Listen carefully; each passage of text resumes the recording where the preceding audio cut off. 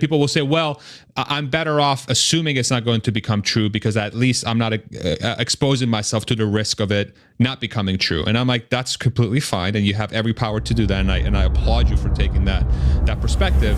But that requires ignoring the amount of investments that Tesla has done in compute, and the amount of investments they've done in inference, and the amount of investments they've done from a data perspective, and the amount of foresight they've had in putting this hardware in every single car that's coming off the line since 2017, 2018, 2019.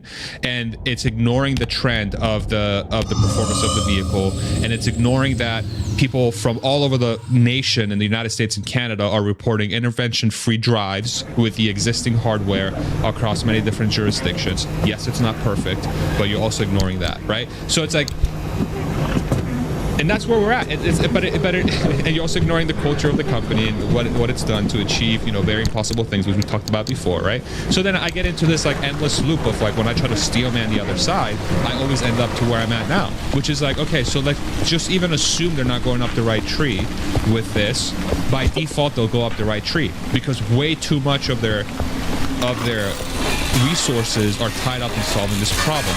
It's like Ford and GM, their entire being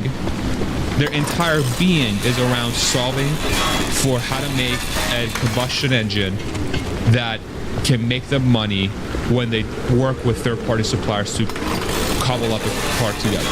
Tesla's entire being is around making a self-driving car. And it just so happens to be led by one of the most innovative, visionary leaders of our time that figured out how to make reusable rockets normal. That's where people will be like, you're an idiot fanboy. This is a stupid channel because you're crazy. And I'm like, okay, if that's crazy, I'm crazy. If that line of thinking is crazy, I'm crazy. I'll fully admit it and accept it. I'm a crazy person. Yeah, I mean, like, I hear that on the steelman side, but honestly, I didn't hear one thing that regulation will never be a thing, but an issue. Because it's at a state level, so states will openly... In the United States. Yes. Yeah. Which will probably be the most profitable market for this. Like, let's not kid ourselves. You could say China, but that would be because of volume, not to the pricing. So I don't think regulation is going to be an issue at all. I think the fact that they're this far in software, to your point, we're seeing across 2 countries people have zero investment drives, tells you that this is the right approach and they're going to get there. To think otherwise, like just because it's not solved, it's like playing Wheel of Fortune and I see FAR blank AD and I'm like, well, I don't know. I mean, maybe it's Farzad. Like, I mean, a YouTuber that talks about Tesla and worked at Tesla. What could it be? Bad. I don't know. So like, all right, we're essentially a missing piece away, and that missing piece is just tying data, training, flywheel turn, cranking away. Far dad. Yeah. I'm sorry, I'm still thinking of different versions. Damn, that's good. Sorry. Far dad. I'm a child. But I'm having a child. yeah. These dad jokes are so bad. Sorry, I'm gonna stop. It's wild.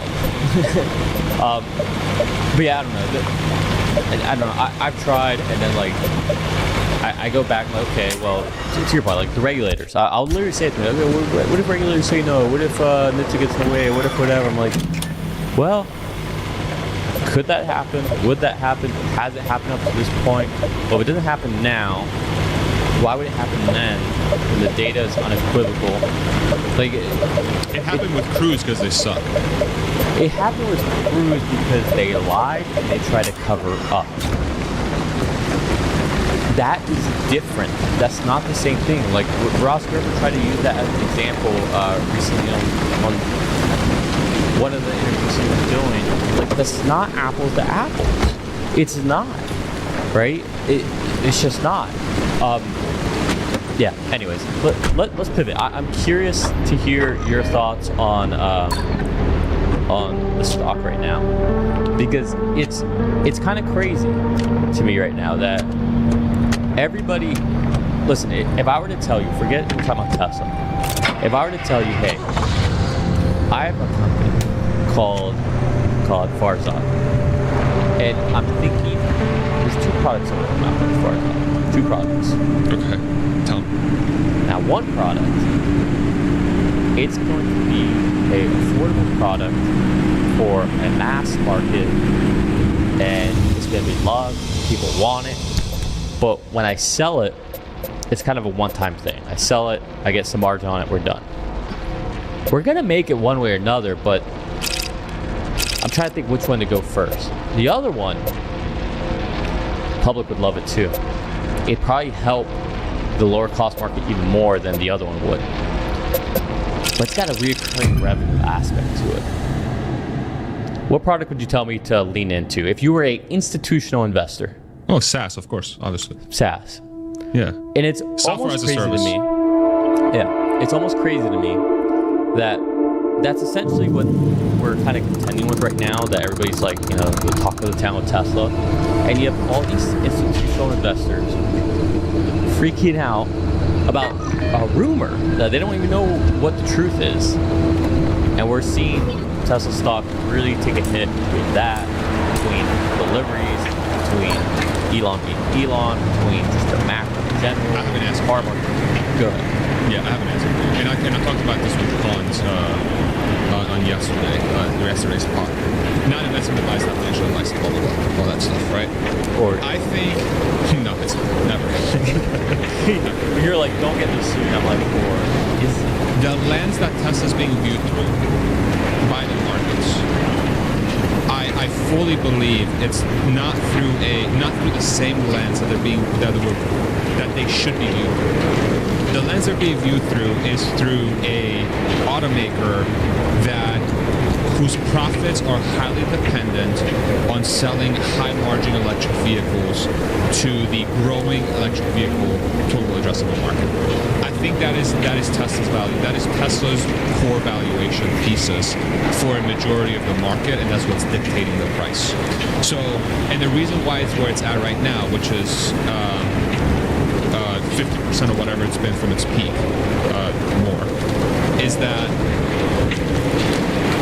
the people are seeing, they have fears that in the short to medium term, there's gaps in demand, let's say, that's going to prevent Tesla from reaching profits and earnings that are driven by those electric vehicles, right? From the profit of those electric vehicles. And so if you are removing, or let's take the Reuters article at face value and say they are 100% right that Tesla is quote unquote canceling this compact car, then you're doing 2 things. Number one, you are removing the profits that are coming from a TAM that's going to be 5 times bigger, potentially more than the current TAM that they're selling into.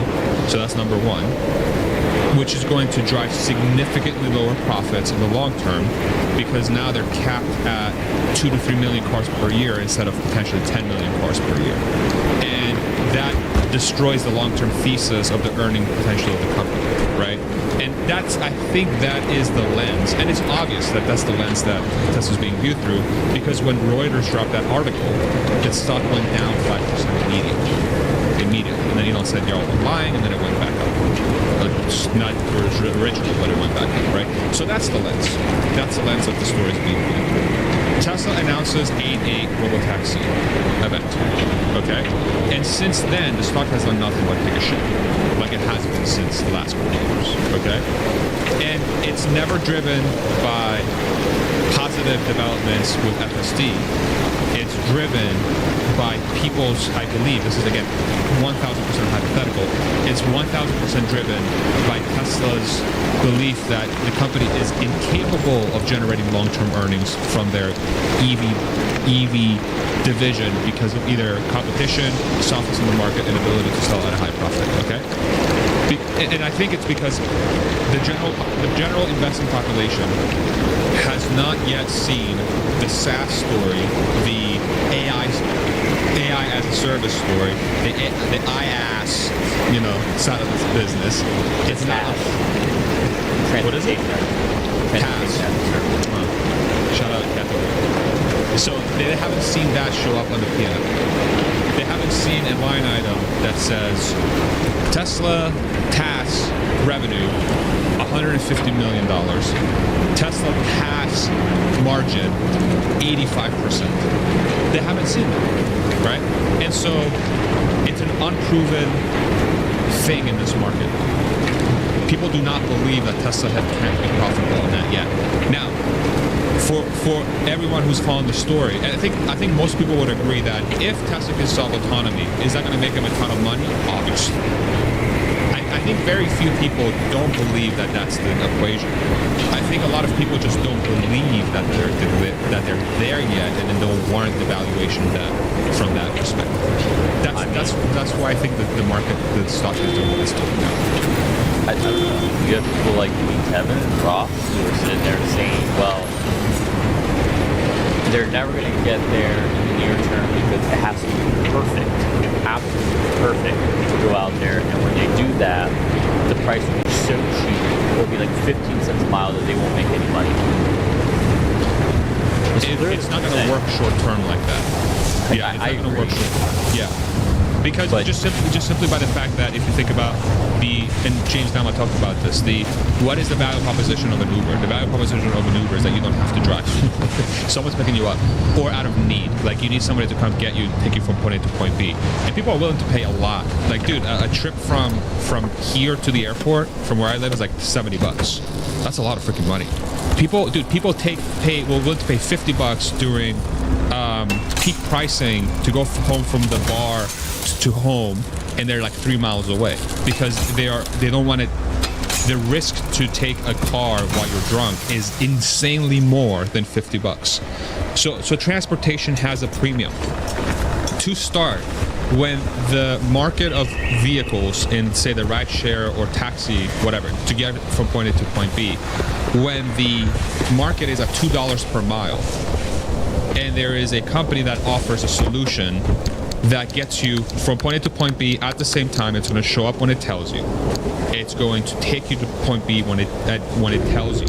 It's going to do so safely, and it's going to do so comfortably. Oh, and by the way, you're the only one in the car, potentially. So you get privacy. That's a huge bonus, right? You can blast whatever the hell music you want in there because you are to yourself, and you have the app, and you can talk to the car through the app, and you can just have it do whatever you want. You can set the mood lighting. You have a TV in there, so potentially you can watch a movie while you're being transported around. So there's a premium. There's a premium that comes with a self-driving car, right? But the cost per mile is less because there's no driver. The largest percentage of the cost equation for a self-driving car, that's the win. And you're somehow telling me that that's not going to be more profitable than an Uber? That's crazy. That's especially now when most cars, when 99.9999% of the miles driven right now are not that equation in a certain jurisdiction, you're not telling me that's going to carry some form of premium? And the premium and the profit is going to come from the removal of the driver, which in theory means you could match Uber dollar for dollar, and that makes bank. Automatically it makes bank.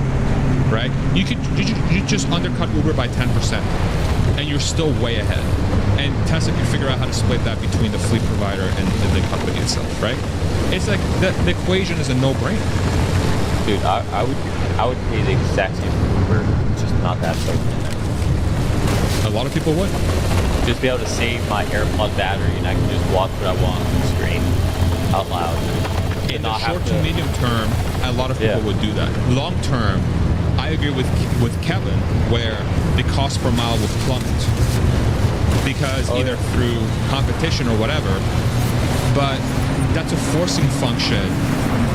By the time robotaxi is 15 cents per mile, those companies are making way more money on the periphery on the robotaxi through services, whatever that is, right? Like it's shows, movies, entertainment, karaoke, drinks in the mini fridge, the mini bar, whatever that is, whatever that equation is. By the time we're at 15 cents per mile robo-taxis, this is 2045, and the economy is completely different. The economy has not changed. Even that. Just not. I mean, everything will change, right? Like not having your child is never going to drive. Probably. Think about that. Yeah. I'm still going to teach him how to drive still. I mean, you should. I'm old school. Fine. Yeah. Oh yeah. Yeah, I know you're old. You said the TV in the car, so the screen. Yeah, I'm calling you out. Old. And I'm still pretty sure you're older than me. I think we talked about this. How old are you? I'm 33.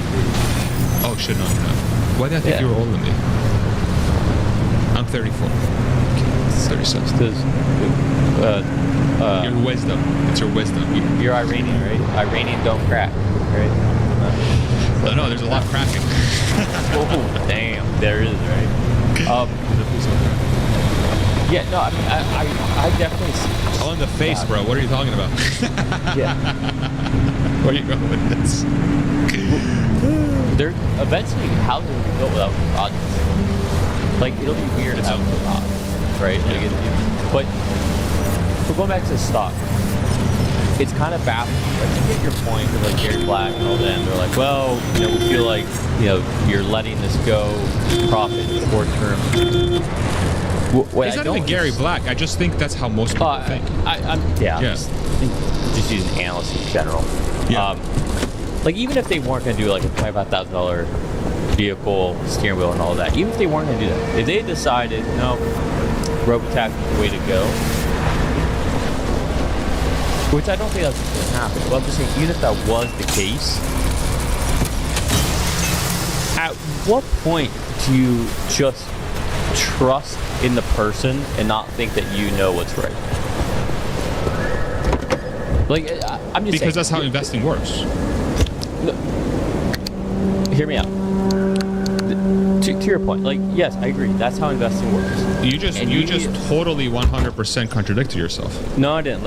I see. I know what you're gonna say. So let me prove to you.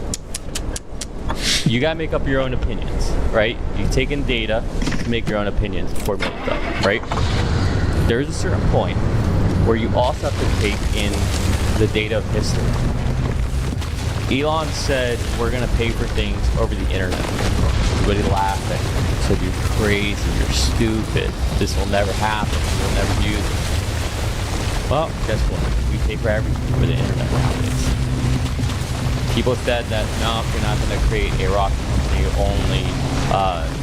Only countries do that, whatever. Let alone reusable, lane themselves. Not gonna happen.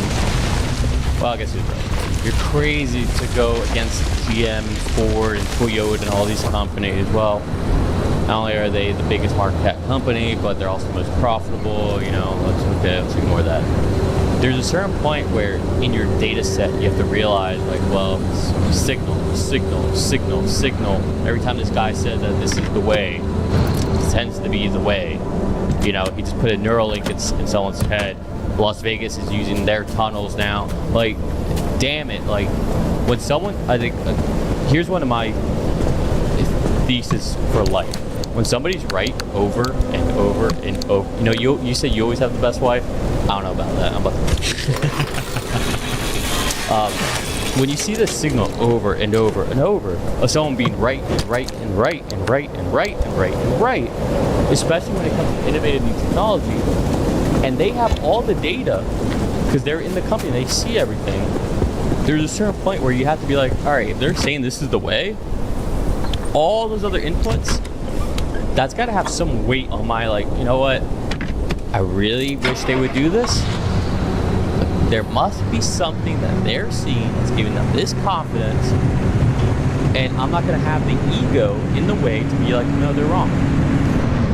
Like, there's a certain point where that has to be. I agree.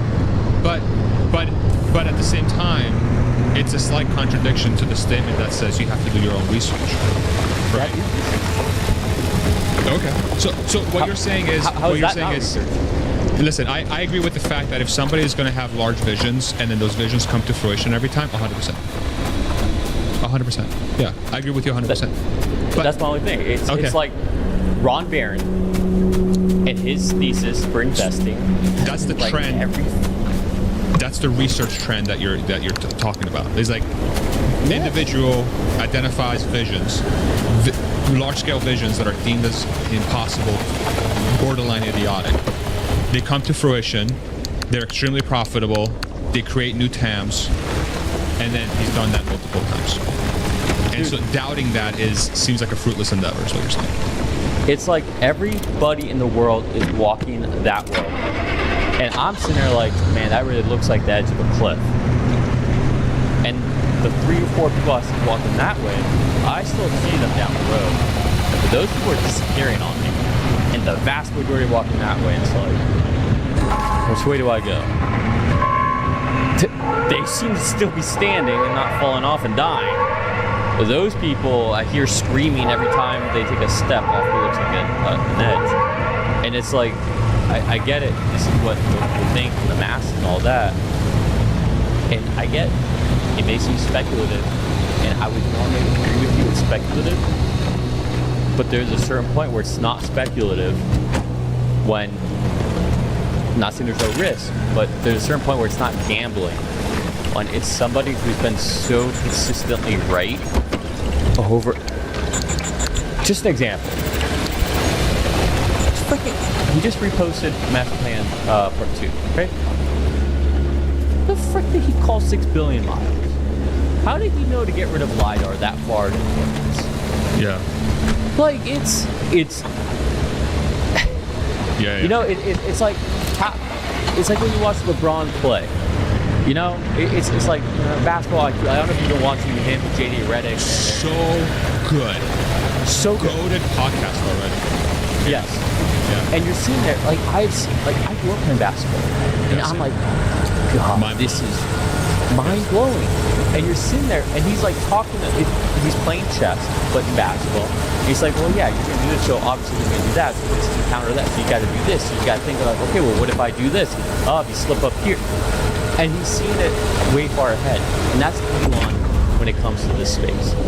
And honestly, watching LeBron and JJ Redick talk like that, like it gives me more conviction to Elon, because I'm like, yeah. That's interesting. So I actually love that. It's like people that are in the 1% of the 1%, right? So you have basketball. So you have you and I who are schmucks that try to play basketball, right? Yes. You know, I'm pretty sure if I play at full speed, I pull both hamstrings. So I need to be very careful playing. But I know my way around a court, okay? But Yashu, let's go. Let's go, Yash. You 6'6" beast. He's my first pick. I'll put him in the paint. Unless he's like Victor Wembanyama, I'll put him in the court. We'll switch him up. That's all right. I got Tesla Yoda on my side. Okay. He plays ball? I don't know, but okay. I feel like he would do some mind games. Okay. So there's the general population, you and I, who are schmucks when it comes to a certain expertise. You and I can go to a court, we'll play basketball. I tear my ACL and my hamstring, but I'll have a good time. Okay? Then you have the 1% of basketball players who are actually less. So let's say the 1% of basketball players are athletically gifted and physically gifted enough, and they also have a skill in the game that allow them to start pursuing a career professionally to play basketball. Then you have a 1% of that 1% that end up playing in a professional league, earning a living, i.e. the NBA. And then you have a 1% of that 1% of that 1%, that's the LeBron James, that are so beyond the capabilities of a regular basketball player that they are able to operate at a level that makes everybody else look silly. And then they're doing it at age 39. That's another thing, right? So, and I think that works for Elon 100% in when it comes to technology and industry. I 1000% agree with that analogy. And so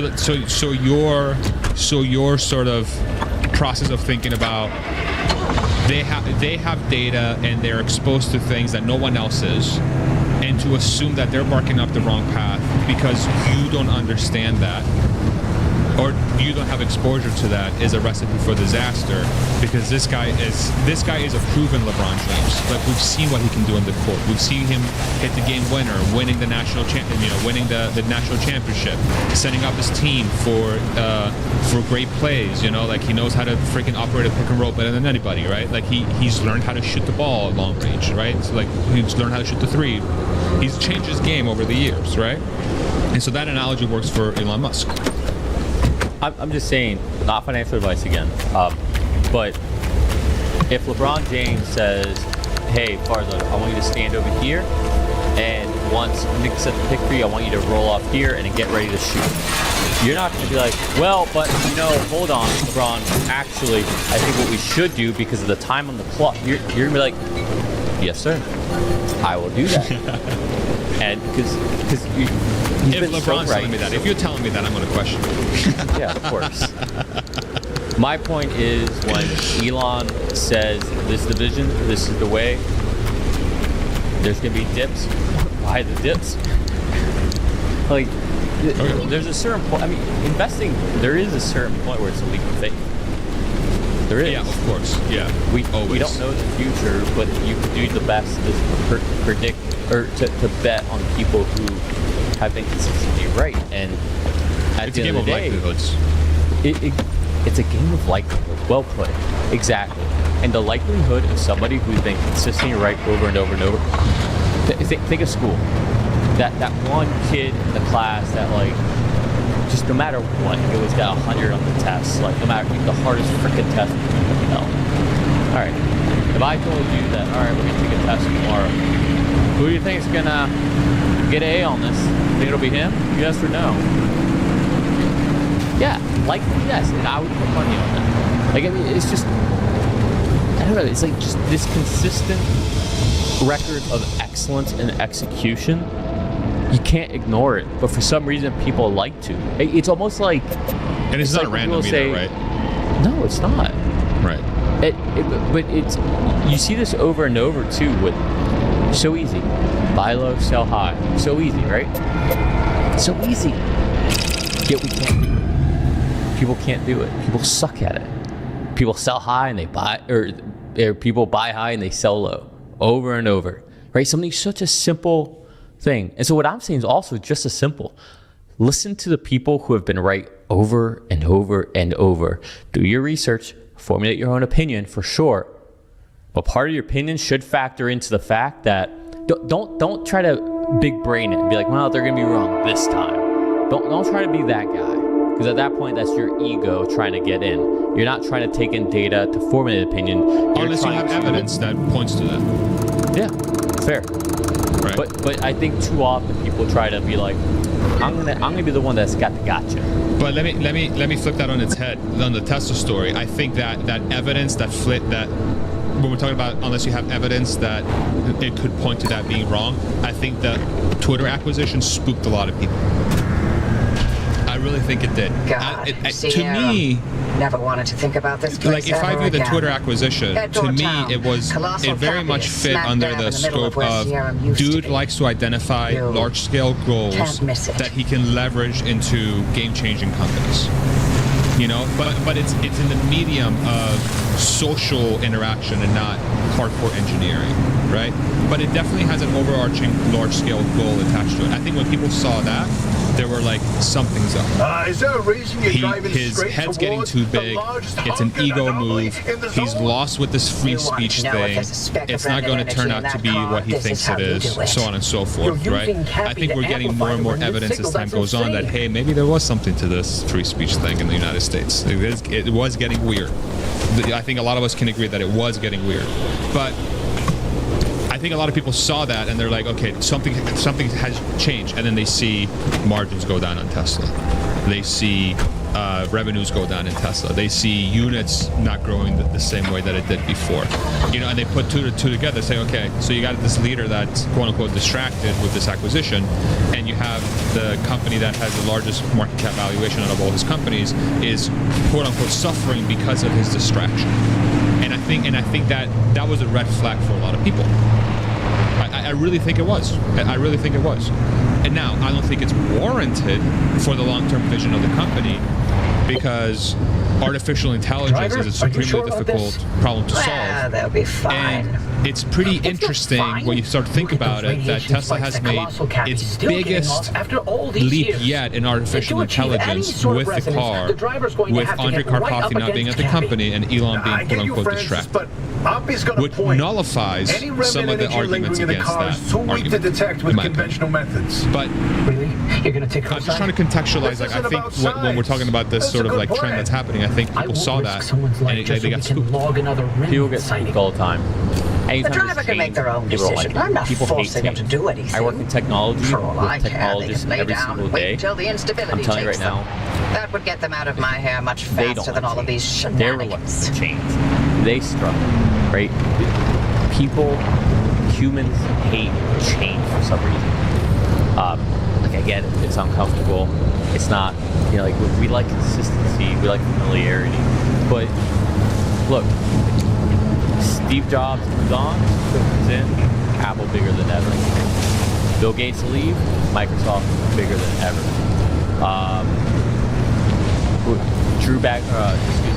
JB Straubel leave, that allows an opening for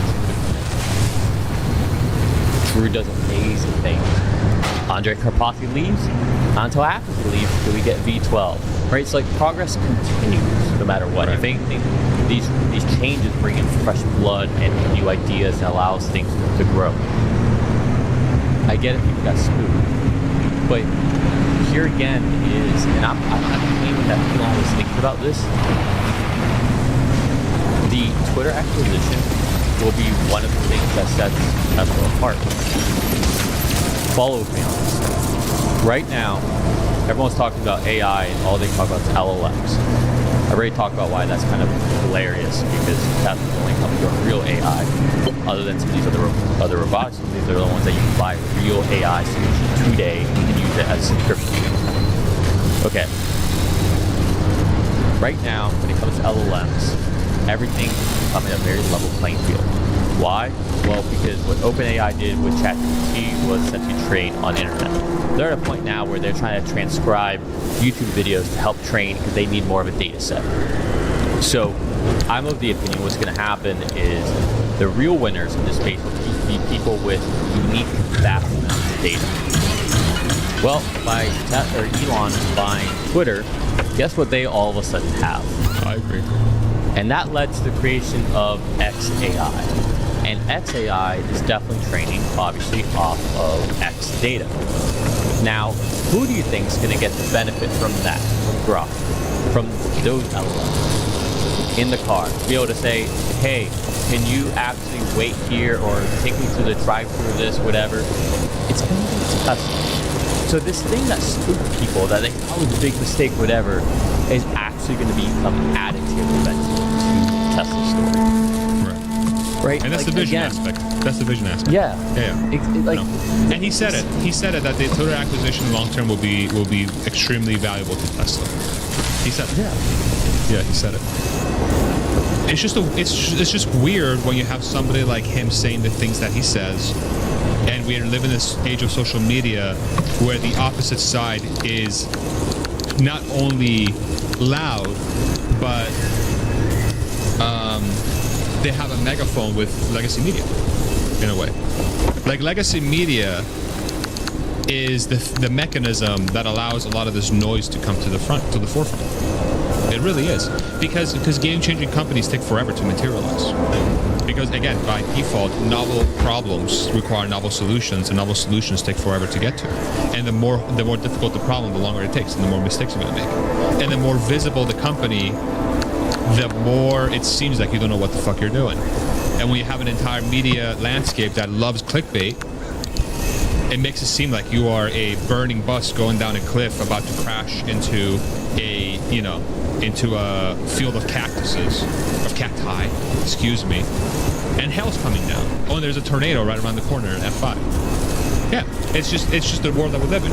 And that's why we have channels like yours and mine's, where because of that landscape existing, we are able to thrive. Because we're offering a way to at least think about what would be the contrarian the contrarian thing out loud. You know, so it's like it almost comes full circle. This whole thing comes full. It's like it's such a weird time to live in, to watch this whole thing happen. What's weird is that mainstream media still gets talked about the way it does, because people really don't watch mainstream media. I agree. That's a fair point. That's a fair point. So that's really weird. But it does have an impact. But Nick, I'm telling you, it has an impact, brother. It has an impact, agree. brother. You go out into the public, you talk to some people that, let's say, that are completely fine, regular people, lovely people, but you can see where they're getting you can hear where the information comes from. And if you're as embedded in the media landscape as, like, say, like somebody like you or I could be, like, I study media closely because I'm fascinated by it. I really am. You can tell just by when you bring up a topic and you listen to someone's, like, knowledge of that, you can tell what news channel they watch. You can tell what YouTube channels they follow. We are all a collection of, like, we're all a collection of, like, we are magnets of information that are tailored to our biases. And then when we're prompted to talk about that topic, we just are a mirror of whatever information sources we've collected. And us Tesla fanboys, in a way, mirror the things that Elon Musk says in a lot of ways. You're about to find out that I really do watch your stuff. Okay. You and Hans, I watched it yesterday, so I don't know if it was yesterday. It might have been like a week ago you guys did this, but I watched it yesterday. You guys were talking about not echo chambers, cults. That was yesterday. So you guys were talking about being in cults. And I agree with you. Most people are a mirror based on what they consume and their biases, and they're just reflecting that back out. That, I would say, in many ways could be considered the Matrix. Right? You're living in the simulation. What Hans was talking about was, at least I'm aware of the cult I am, and I try to steal manifest. I try to find the flaws in it. And cult is like a strong word. It's like bias. It's like we're aware of our biases, right? But too many people don't do that. I agree with you. Yeah, like I'm constantly trying to be like, where am I wrong? I want to be challenged to a really good argument about where I'm wrong, because I don't want to be wrong, right? So I'm constantly trying to push back on, like, well, I think this. Why do I think this? Why do I, like, did I hear someone say this? Did I do my own research? Did I read something? You know, sometimes I'll say something out loud. Response. Maybe you need to get closer to Cappy's core way up there. You know, find a way to higher ground. At the very least, I'm doing the mental exercise to look in that mirror rather than just being that mirror. It's and true. Reflecting outwards. You know, to me, I think that is the big difference in society. So many people try to be in the mirror and they reflect out rather than into the mirror and trying to do the hard work, right? Because it's hard to understand. It really is. And I think there's also, like, a variable of, I think humans in general just like coming across as if they're well informed and they are somebody that should be trusted with information, right? But I think the downfall of that is that sometimes we will ingest information from sources that claim to be trustworthy, and in reality they're just pushing propaganda, or they're just pushing an angle or a set of information that is not capturing the full picture. And that's where, like, that's why, you know, if I talk about my specific situation with this channel, it's very obvious for the watcher that I'm definitely somebody who reports on a lot of the positive developments with the Tesla story. Let's say, as an example, right? I'm not the let's say like the opposite side where I'm constantly reporting on the negative things that are happening with it, right? But I read them. I ingest it. I let it be part of the, or at the very least I try to, you know. I do. I mean, I might even say I try to. I do it. I seek out negative information throughout the story because that's part of my process to ensure that what I've done to set myself up to financially benefit from the development of technology from Tesla comes to fruition. And so exposing myself to that negative stuff is an important part of the thesis, right? But the way I put the information out, it goes through this set of filters in my brain and on the computer where I've distilled what I deem to be important and not important from my lens, and I distill what is the content, right? So, but a lot of that stuff is what's getting into our eyes and ears from all angles, and some people do that with the intention to try to create an outcome, right? And some people do it with the intention of just sharing and entertaining, which is, I like to think that's my goal, right? But we're now in this sort of like world now where we're driven by engagement and clickbait constant, because that's how these media publications make money. You know, like for example, CNBC today, they ran a story about how 3,900 Cybertrucks were recalled because the plate on the accelerator might slip off, which led to no injuries or deaths or crashes or anything like that. And CNBC ran the story, and it's like it got a lot of engagement and retweets and stuff, right? Not that long ago, Ford had a 500,000 F-150, I believe, recall. You know, about fires. That didn't make it. Why not? Why?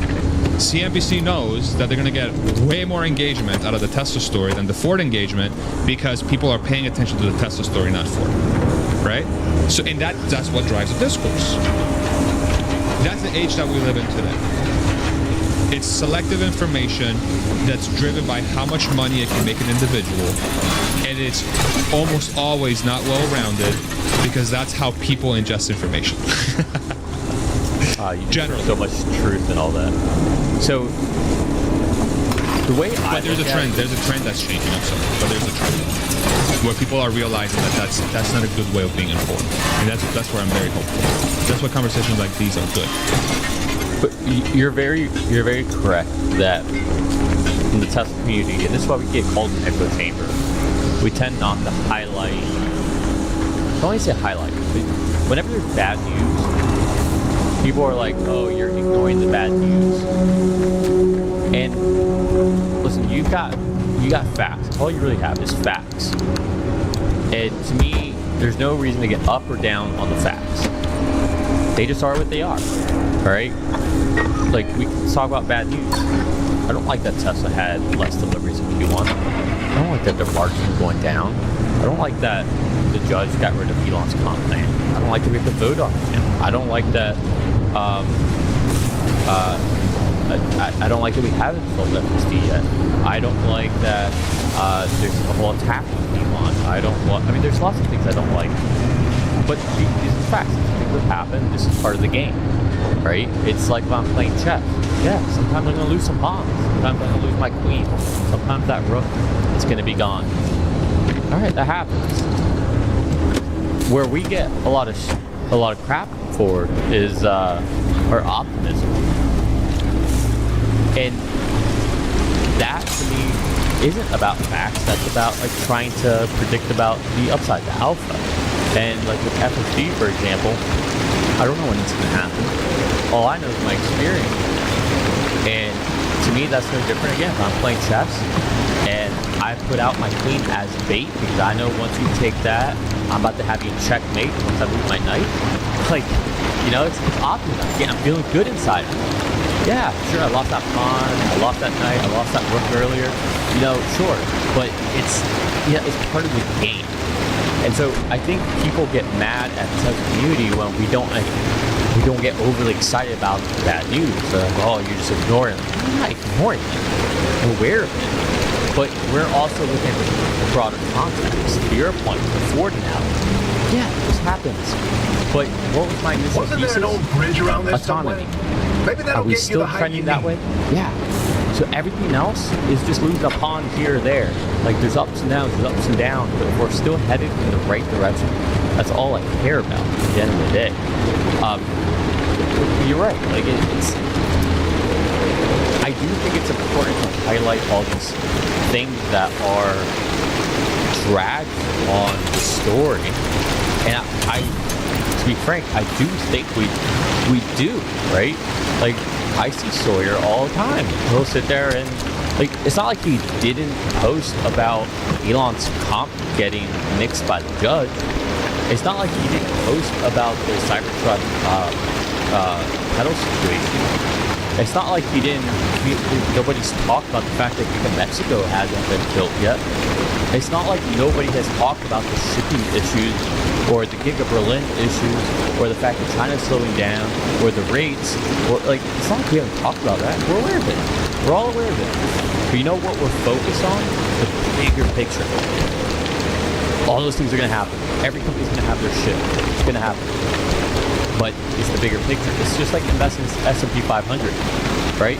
You got recession, you get great recession, depression, you know.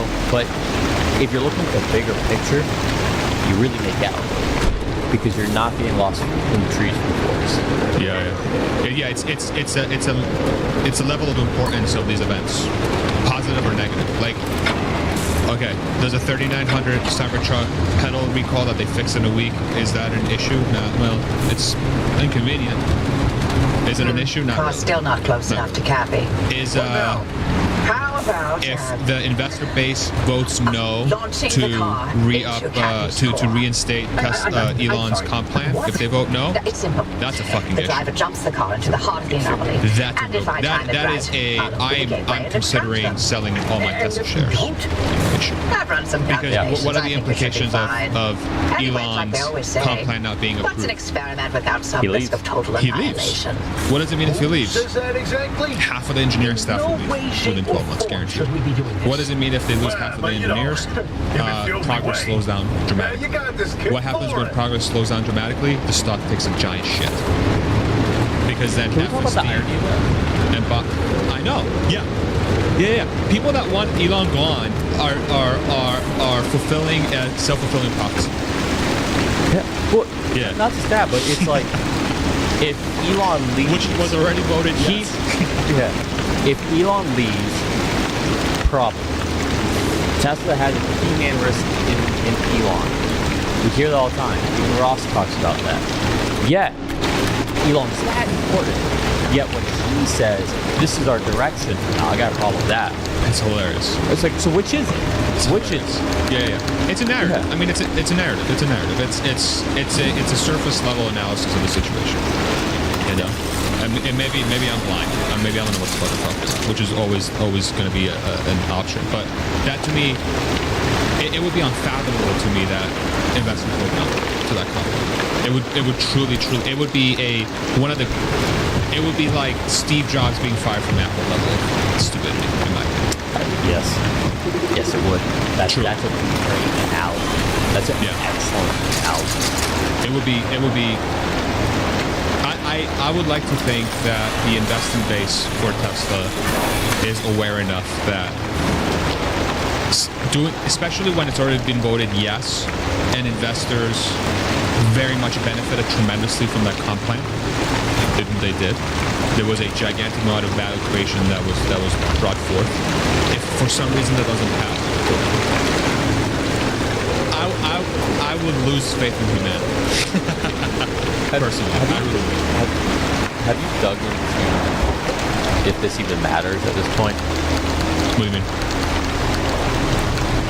We can vote on it, but does that have any impact on the actual Delaware ruling or what happens there? Like, Yeah. So when I had Richard on, who's a lawyer, like so the ruling is that they have to revote. And so it's not canceled, it's rescinded. And what rescinded means is that it has to be re-brought forward with the proposed changes to the comp plan. And the only thing that they asked for was, in reality, was to just have it so that the relationship between Elon and the board was more visible. Well, that was more clear what that relationship was. That was really... They have it for, I think, 47 or like 48 billion now, right? And it was like 53. Don't quote me on my math here. Well, I think it's because some of that has already vested, I believe. Okay, yeah, and that's what I believe that's the number. I could be wrong. Whatever the number is, yeah. Yeah, I haven't, because some of us still work part-time. I haven't had time to look into it, but I was wondering if that was to cover the legal fees for the legal fees haven't been settled on yet. Okay.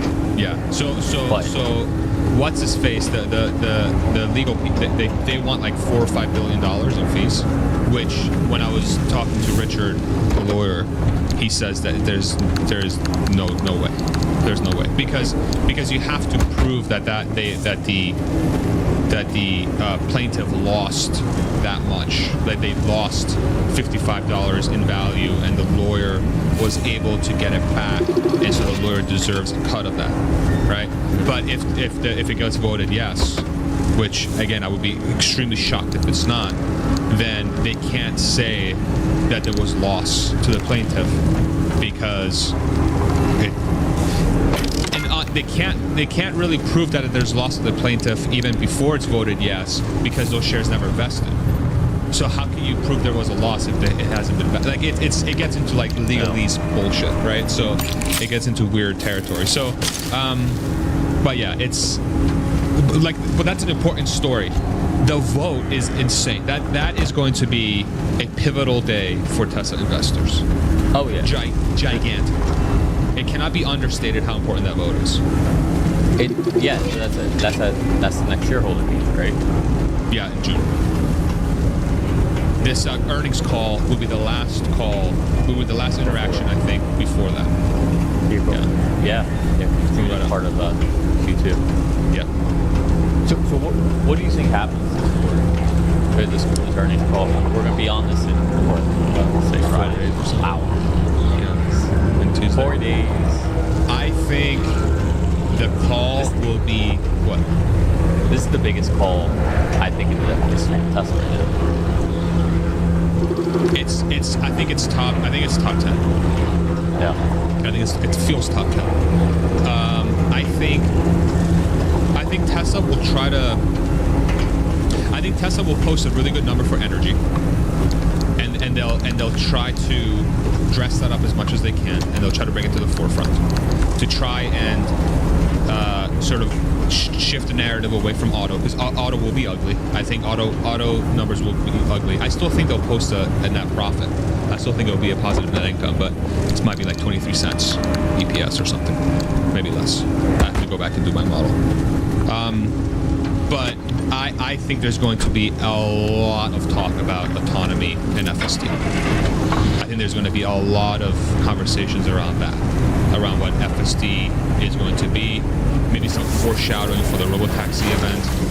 I think there's going to be a lot of focus around reorganizing the company, that they have layoffs, and Elon seems to be re-engaging in some parts of the business that perhaps he was maybe more focused on the bot. Now he's shifting back to maybe like sales and stuff because of the layoffs and whatnot. So I think there's some of that. There's going to be a lot of that discussion as well. But I think it's going to be heavily, and it's going to be compact. Like okay, what did Reuters say? What are they lying about? I think that's going to be part of the conversation as well. And the 4680 and Thought I lost you for a moment. Do you think he answered that about the it all Reuters worked out, article? didn't it? The gateway got you out, and it looks I like think the it's ARC the device elephant is in the still room, intact and with I all think the they're data going that's to. He's going recorded from to your have to say drive. something. And I think Right. he My comes plan out worked. to your. I just thought Cappy this, amplified the so I car didn't signal and it report matches. literally Looks like live. Tobias and This is Francis what I'm found their thinking. remnant after all. In the past, Unfortunately, what they've whenever been there's been an saying is elephant true. in the room, The remnants so you drive said their that, and it made victims me realize mad. We've Maybe had that other car, elephants having in the room sat before. dormant for this long, will give you a And little more time. in their opening statements, they addressed the elephant. Sorry, I don't have better news Yes. for So you. I wonder if he I'm still addresses game to that get you out right of out here. the gate, The faster so you we don't have leave, to have stupid the questions longer about you'll it. have to what I enjoy would the rest expect. of your sanity. That's what I would expect. Yeah. None of the I have a routes you've thesis. mapped So so far if that leads to a happens, way out. one- Why don't you Yeah. head back out and chart some more? I You can get in touch with hope Tobias they and Francis while you're address out it. there. I think. Are you making use of my humiliating fabrication these- station to fix up that junker? Assuming You it's should while I'm false. still in the mood Humiliating to allow it. these And there's the articles test that are track behind false the over garage. and over, If I you need think to is the take right thing anything to for a do. spin. It's just sad the state that we're in, that it's all about clickbait and getting things out as fast as possible. And I get it, like, you've got sources to try to figure certain things out, but I don't know. I mean, for all you know, this is somebody who's just working on the line and they heard something from someone else. Like, right, I work at a big company, like, we hear things all the time, and Yeah. then it's not Can you true. pause? I gotta pee again, dude. I'm sorry. Can you Damn. pause? Just hold your. Yeah, I've been drinking a lot of Who's water. pregnant? You or Cindy?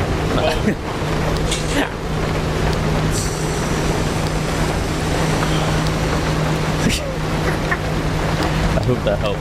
So I have this kind of theory. So assuming I'm hoping they address the elephant in the room, because otherwise we're going to waste time with those questions. I have a feeling that they're going to say the same shit that they've said every quarter about robo-taxis and autonomy. Nothing different. But this quarter, all of a sudden, Wall Street's going to be like, oh my god, so bullish on Tesla because of whatever on 8/8. Like, I feel like even though he said the same thing over and over and over and over, finally it's going to seep in. Maybe it doesn't, I don't know, but it just seems like they're going to try to price this in, 6 months before the event. Because if it's something big, nobody's going to want to be on the wrong side of this. Right? Like, you just look like a fool. So I'm kind of hoping for that. I'm hoping not so much that they say something is in Tesla, but more so the Wall Street starts to wake up on this, because they are. Goldman Sachs is trying to figure out what a robotaxi would look like. We see the BGB squared, BB squared. I forget their names. You know what I'm talking about, right? I don't even know who you're talking about. God, like Bestie number 5 from All In Podcast. What's his name? Oh yeah. Their podcast, yeah. I know Bill exactly what Gurley and Gurley. can't remember. Anyway, they're talking about this nonstop. Like, it's starting to seep out, and people are starting to get more excited about it. And I believe in Signal, like I said, and we recently had a interview from, again, I'm blanking on his name, but he's one of Elon's former fix-it guys who doesn't work at Tesla anymore, but he was talking about what he's seeing with Optimus, what he's seeing with FSD, and this was before 12 was out, and sure enough, he was right. This was in January, the interview dropped. Now we're just seeing... The Chinese gentleman? No. Garcia, or Gracia. Okay. Oh, Gracias? Antonio Gracias? Yes. Oh, yeah. But my point is, these are people who see things internally that we don't see. Same with, I can't remember his name, Bestie number 5 on the Gurley podcast. He's obviously friends with Elon. He obviously sees things internally. If you listen to these people that are close by, that Signal, you wouldn't have had this 10, 20 years ago, but now we have on YouTube, and we can listen to these people interviewing what they're seeing and what they're hearing, and I just don't ignore that. And we're starting to see this, slowly trickle out. So I don't know. I'm pretty excited about this earnings call. I think it's gonna be really exciting. It's gonna be a lot of fun. It's always fun with our mega stream, but Yeah. I'm excited. It's going to be very entertaining. It's going to be very entertaining. Now, when it comes to the stock, though, I still feel like it's going to take a giant. I don't think unless Tesla's able to pull something out of the hat and they're able to show that maybe Cybertruck ramp is going much better than expected, and they think the margin profile for that vehicle is actually going to boost margins for the year instead of weighing it down because they're earlier in the ramp. if they can show that, hey, Model 3 NX, like 3 in Fremont has been kind of a disaster getting it ramped to refresh because compared to the other facilities. So that's going to weigh the story down. But Model Y, they've been able to, we'll see what the margins are there. They're going to have a lot more cash sitting in inventory in the first quarter because their days on hand went up because of some of the logistical challenges that we're facing. So there are factors. Now, the other thing too is that I think FSD, the revenue they've been deferring will be recognized in the first quarter because they turn FSD, but that's a one-time event, right? So it's not going to be that big of a deal. I'm curious to see if they're going to give us adoption, like, they won't be able to give us adoption rate of FSD yet because it's not out of the free trial. But they'll surely talk about how many more miles they're doing per day on FSD, like autonomous miles. Maybe we'll get a roadmap to, and if you look at the state questions, like the questions from investors, like there's a lot of questioning about what's Tesla going to do with the robotaxi piece. But it is going to be supremely interesting. It's going to be extremely entertaining, but I do not think it's going to be a good day for the stock, personally. Okay. So, and I'm very happy Herbert's driving this one because this is the first one I'm going to be able to actually look at what's going on instead of have fun instead of being stressed out driving a stream. Thank you, Herbert. This is going to be FSD for you, FSD stream. Two things, and then let's let you go hit the gym. One, are you drinking right now, or are you being sober in support with Cindy? I mean, I drink from time to time. I haven't really drank too much in the last few weeks because I don't want there something happens and I'm fucking drunk and I can't take my pregnant wife to the hospital or something. Wow, we went from 0 to 100. I'm not saying drunk. I'm saying having. That's how I operate. No, I do drink. Yeah, I have a glass or two of wine. Yeah. All right. Well, I was gonna say, would you be interested in doing a beer bet on how the stock does the following day after earnings? Because I think it's not going to be bad. I think we'll probably be green. Think about it. We can talk about it on the stream if you're up for it or not. Just a beer bet. I'll send you. Okay, cool. I'll do it. I'll send you my favorite beer from local here. Okay, and I'll send you mine. You send me. Yeah. Electric jellyfish. You ever have electric jellyfish? No. It's an IPA. You like IPAs? Oh, I love that's what I was gonna say. Bro, this one's gonna blow your mind. Yeah. Have you ever had Florida Man? No. Okay. You send me Florida Man. I send you electric jellyfish. Deal? We do this regardless. Done. Yeah, I know. I'm gonna do it regardless. Yeah. Okay. Cool. All right. Yeah. The second thing is, I just want to let you know, or let everybody know, if you're still on here, we haven't bored you yet. 2.5 hours later. This is why I love this community and talking, because I don't know who you're talking to, but you said something that I was like, oh my god, mic drop. This was a genius move.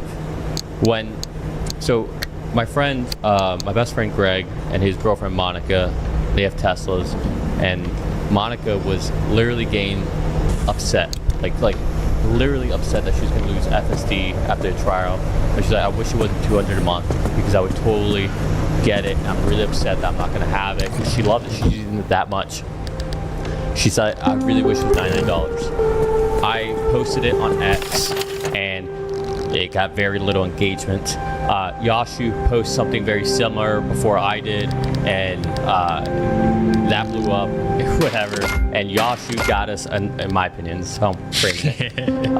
Yashu and his Juju got us $9 subscription. I sent that to her, and she's like, oh my god, I'm in. My buddy Greg, he's like, I'm in. And at first I was like, oh great, they're gonna grow. I'm like, and I was kind of like, it kind of sucks because I really feel like $200 is a good deal for having the ability not to drive. And then I was watching you, and you opened my mind, like, no. Have you found the friendly dumpster This is such a genius It's move. behind the shop. If you're Because ever in those dire people, need, pay to they're visit. not locking as in much as the zone takes $99 away. a month for FSD. Sometimes she also This provides. is $99 for FSD supervised. But once you're hooked, you're hooked. And I saw that with her. She was hooked. She was hooked. She was visibly upset about this. And so if we get to the point where FSD is solved, all right, well, you want to be able to take a nap, not pay attention? Well, that's going to be 200 or 250 or whatever. Right, exactly. The stickiness, you're in the ecosystem now. Exactly. And I was like, oh my God, this is Trojan horse move. And I didn't think about that until I was watching you. So all that just to say, this is why this community and all the brains and talking about what's happening. And I genuinely think that Tesla and Elon get ideas from us. And I think we got signal recently about that because Elon will send, posts that people make like, hey, is this true? Or hey, what about this? Or hey, let's do that. Yeah. So I don't know. It's just I just when there's something like that genuinely opened up my mind to what might be happening. I like to share it, like literally. Yeah. Keep talking about these things because Thank you. it was just a mic drop moment for me. I'm like, oh my goodness, brilliant. Awesome. Just no, I'm happy to hear that. I didn't see that. It's like when someone said like you're playing chess, right? Like I know you play chess a lot, and I do too. But it's like when you're sitting there and you're thinking about doing something, and someone's like, who's better than you, is like, hey, why don't you do this? You're like, oh my God, I was looking for like 10 minutes. I didn't even see that. I didn't even think about that. Yeah. That's what happened. Just push my A pawn. What? Yeah, exactly. That's all I gotta do. I thought I was looking at my queen. So. No, I appreciate that. I think that's where, and that whole conversation is different from robotaxi. Yeah. Like FSD supervised is $99 a month. FSD unsupervised, level 3 in some situations, like highway and places where it might ping you, that's $2.99 per month or $1.99 per month. FSD unsupervised at all times and you never are going to be prompted to drive, that's $300 a month, $400 a month. Robotaxi that doesn't have a steering wheel and pedal, where you can change the interior to have a sleeper, to have a limo style, to have a commuter workspace, to whatever, to have whatever you want it to have. That is a completely different form of autonomy. And it's all underpinned by the same hardware and software. Like it's if Tesla can prove that they have the safety required to execute on the technology, it's game over. It's game over. Let's leave it on that. We'll end it there. Great. And we